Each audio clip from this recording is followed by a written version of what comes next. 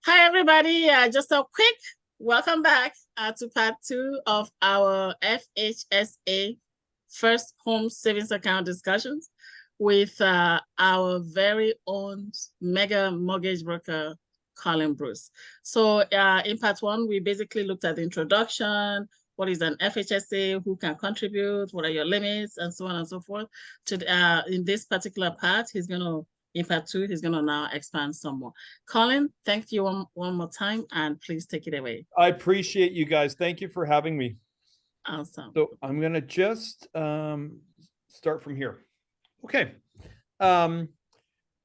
So in the last presentation, we talked about transferring from RRSPs to FHSAs. So an individual can transfer from RRSPs to FHSAs without any tax consequences, as long as it's a direct transfer and it doesn't exceed the unused FHSA participation room, meaning you can't go over the $8,000, right, per year. Now, this is where it's like a direct transfer is completed between the financial institution of the two accounts involved. Where people have to make sure is they can't just like, hey, I'm going to pull money out of my RSPs myself and then put it into the FHSA myself. That is not considered a direct transfer. And then there could be tax or unintentional tax consequences by doing that. So you'd have to go directly through you guys, WFG agents, to make sure that it's transferred properly and considered a direct transfer. Okay. And you can do that in reverse. An individual can transfer from the FHSA to RSPs and RIFs as long as it's a direct transfer and they do not have an excess FHSA amount. So what I take from this is, let's say somebody didn't end up buying a first home, right? Or maybe somebody used part of the FHSA for their first home. They can transfer the remaining to an RRSP or a RIF. Right. Now, this is where it gets a little bit trickier, but an individual is able to transfer from a spousal or common law partner's RRSP to their spouses or common law partner's FHSA, as long as the contributed any amounts to spousal or common law partner's RRSP in the same year of the transfer or in the 2 previous calendar years. Okay, so let's read that. I know that's just what they're saying here is you're able to transfer from an RRSP of your spouse to your FHSA, as long as you haven't put money to, like, what are they saying? Yeah, as long as you haven't put money in your partner's RRSPs in the last 2 years, in the 2 previous calendar years. I know it's a bit confusing there as we're rereading this. So do we want to break it down? Let's say we're looking at, this is 2023. Let's go back to 2021, right? Yep. So 2 previous years. Okay. So 2021, 2022, 2023. What does that mean? So the spouse has not contributed any amounts to any spousal or common law partner's RRSP in the same year of the transfer or in this. So they have to have a 0 contribution. And the previous 2 calendar years, correct? Yep. Okay. And then that also is in, I was going to say, yeah, never mind. I believe that's also in reverse. An FHSA to a spouses or RSP.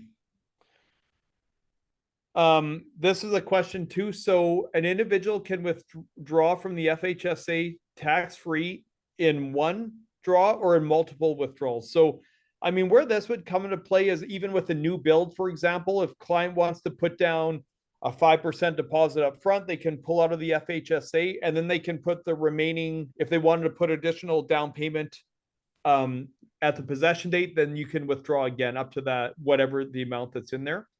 Again, you must be a first-time home buyer. You must have an offer to purchase with the possession date of the home before October 1st of the year following the withdrawal. So, and FHSAs do not to be paid, unlike RSPs under the home buyer's plan. So you must have an offer to purchase with the possession date of the home before October 1st of the year following the withdrawal. What I'll need to just confirm here is with a build, for example, Is the possession date when they remove? Well, possession date would actually be when they get keys. So we just have to be. They'd have to, if they knew, if they're doing a 12-month build on normal resale homes, it won't make a difference, right? If you were to pull out of an FHSA today on a resale home, you'd have to take possession before October 1st of 2024. For a build, right? That's where we just have to be. If they make an offer on a build today, they'd have to pull out the funds before October 1st, 2024 out of the FHSA to use it. Yep. And then, yeah, how long do funds need to be in the FHSA before the withdrawal? There's no minimum number of days that contributions have to be in the FHSAs. And unlike RSPs, where again, the RSPs are able to be withdrawn for the first-time homebuyers plan within the first 90 days of being contributed. So that's a big difference there. I know we spoke about that before, but yeah, that was just to reiterate that. Question. Yes. So, after the first withdrawal from the FHSA, can someone still keep contributing as long as you have not reached the lifetime contribution limit? And the annual contribution limit, yes. Exactly. Okay, so in that case, if, okay, so whatever remains after the purchase of the home can now be transferred to RRSP without any consequences as to the RRSP contribution limit, right? Well, I think no, there will be a because you are limited. I think the amount that you can transfer to your RSPs, right? You are limited per year, I believe. No, that's something I would have to confirm. But I believe that would go against your contribution limits per year for RSPs because we'll have to get back to you on that. I would assume so, though. Yeah, that's a good question. Yeah. So then in that case, if one has hit their limit, then you can transfer up to a certain amount, and then maybe the following year transfer some more out. How much the RSP contribution, is that based on somebody's annual income or is there a set number? Yes, it is based on 18% of annual income, but it's also carried forward. There's a lot of carry forward involved. So each person would have to look in their notice of assessment each year to see the current contribution rule. Gotcha. Okay. Right. And and this was, can a first-time homebuyer use both the FHSA and RRSP homebuyers plan? And yes, they can. Yeah, you can combine them. I know we talked about this last time, but yeah, as we did mention, an individual with more than 35,000 in RSPs could transfer $8,000 to an FHSA and then use this for a down payment as well. Yes. Okay. And I think that was the end of the show. Okay, that's great. Thank you so much, Collin. Questions for you. So if you go back to the slide where you were talking about for the 4-year rule. So there's a 4-year rule in which the person should not have owned a home. Okay. Yes. So if a husband and a wife, they buy a house in the name of one person, right? And the wife probably says, okay, let's say they buy a house in the name of the wife. And then the husband says, okay, let me go buy another house in my name. Is that going to work or no? Well, not as a first-time home buyer. So so just to clarify too, I know this isn't about FHSAs, but we get asked this a lot due to this question, what you're asking here. So yeah, as long as somebody's moving into the home, even if it's not their first house, it could be their 10th house, they only need to have 5% down payment, right? So we'll get people say, hey, well, if my partner buys a house with 5% down as a first-time home buyer, then can I go buy a house with 5% down as a first-time home buyer? You can buy that as a 5% down, but you just can't use RSPs or the FHSA for that home because your spouse had bought one. So just to clarify that, the down payment, it doesn't matter, but where it's coming from and also the tax credits for the first-time home buyer, yeah, because your spouse bought one, you're not considered a home buyer, first-time home buyer. I see. Okay, so in the real world, both spouses can each buy a home with 5% down because it's just them only, but they're not considered first home buyers with respect to the RRSP being used for tax, Correct. delay, deferral purposes. Okay, I get Well, it. even, here, just if a couple buys a home together right now, but moves into it, puts 5% down, the next year they're like, you know what, we're going to buy a new house to live in and turn our old home into a rental property. They only need to have 5% down in that case as well. It's just on that second home, it couldn't come from RRSPs or the FHSA. Got it. Okay. Yep. So what happens though in the event of marriage breakdown? So let's say a husband and a wife separate and they now need two properties. And let's say the one house was in the name of one spouse, can the other spouse then qualify as a first home buyer, seeing that there is a divorce or separation? Yes, they can. Correct. Even if both spouses are on a home together, on the matrimonial home, and they go through a divorce, in that instance, they're considered a first-time home buyer again, whoever is buying the new home, and can use RRSPs or an FHSA at that point in time. But the problem is, I guess really, unless somebody's really pre-planning it, if they lived in a home that they own with their spouse and they're about to go through a separation, they're not going to start saving for an FHS. Maybe they've saved for the last 12, but yeah, that's where we're actually finding more where they can pull out of RSPs and use it. RSPs, but not FHSs. Okay. Yeah. I imagine you can use your FHSA, but I don't know if anybody would have one if they own a home together yet, right? So I don't know. That's a good question. Maybe. Okay. Sounds good. Uncle Shara, do you have questions before I keep going? Let's hypothetical situation, right? That somebody bought a house, and then like you said, if somebody has not lived in a house owned by him or the spouse for the last 4 years, if somebody bought a house and put it up for rent, right? And he himself has been, renting a house for the last 4 years, the person can qualify as a first-time home buyer, right? Correct. Yes. Oh, okay. And also, if somebody co-signs for somebody, right? Yeah. Like if a first-time homebuyer co-signs for somebody to buy a home, but they're not living in that home, they are also considered a first-time homebuyer. Oh, that's awesome. Yeah. Thank you for that information. Yes, no problem. Yeah, co-signing doesn't limit somebody to being a first-time homebuyer or not. Okay. Okay, shall I keep going? Any questions anymore? I have a couple for now. Thank you so much for your patience, gentlemen. So what happens when the owner of the FHSA dies? So what would happen in that situation where somebody is saving, but they pass away? Ooh, I'm not sure, Rose. I would imagine it would be the same thing that would happen with RRSPs, right? Like what happens in that case? So then the taxes will be due at that point when they file their final taxes. So that's typically what would happen in RRSPs. Yeah.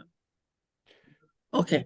Okay. I am not sure. I'm sorry about that. I don't know that answer. Okay. Okay. That's okay. I'm thinking that death would be the same thing as, when somebody passes away, all their assets are deemed to have been sold or disposed, right? The disposition. And so all the taxes due will be due at that point. Same thing for RSPs.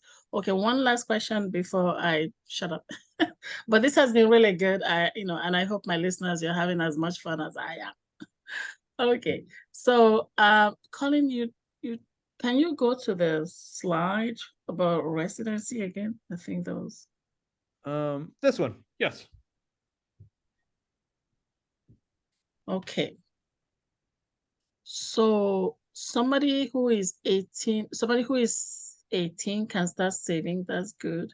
They have to finish by age 71. For RRSPs, I know that when they turn 71, is converted into a RIF. Okay. Is there, like, what would happen to an FHSA when the person turns 71? I'm assuming that it'd be turned into a RIF as well, because you can transfer from an FHSA into a RIF. Okay.